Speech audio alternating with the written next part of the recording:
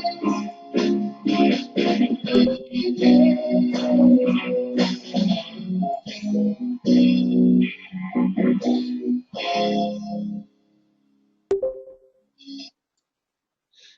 everybody. Welcome to Option Pit.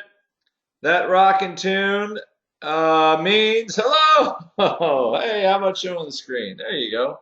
That rockin' tune means that it is once again time for Option Pit, the morning volatility report with Andrew Giovinazzi, Chief Operating Officer of OptionPit.com, home for options education and trading. All right, what do we got? I think here's a little blog by Mark yesterday. You know, market finally starting to trying to get into that higher level. And we keep touching these lower levels in VIX. So much like we got last summer when we had something very, very similar, where we started seeing in December, in June last year, lower prices for volatility usually means willing sellers. Okay, so that's what we're waiting for, right? If we really can actually see that that type of a push lower, what is holding us back? Ultimately, really, it's the EU. You know, the Eurozone forecast looks good. It seems like all the kind of belt tightening there has only helped. Mario Draghi has helped. Greece is the only thing not helping.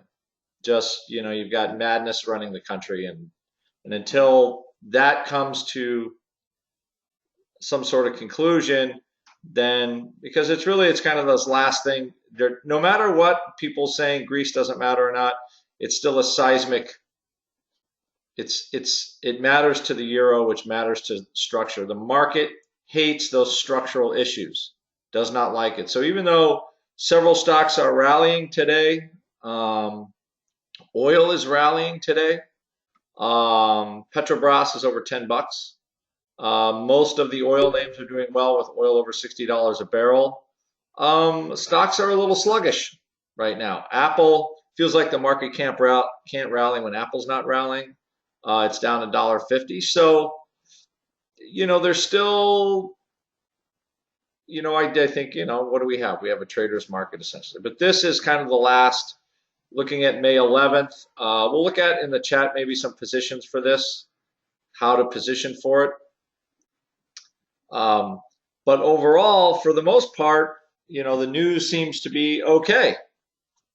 And the last place where the news isn't great, unfortunately, is right here.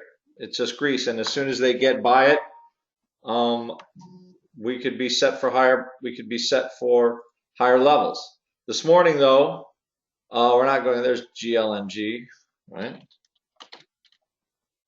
Okay. VIX is still making a little run. Volatility is bumping up just a little bit. Okay. But, you know, this is still, right? Volatility, I would just say, is moving a lot more than the market is. That's the easy thing to say there. So market is pricing something that is happening more in the future. To me, that future really is only one thing. It's the Greek issue as they get down to the wire like they do every single time.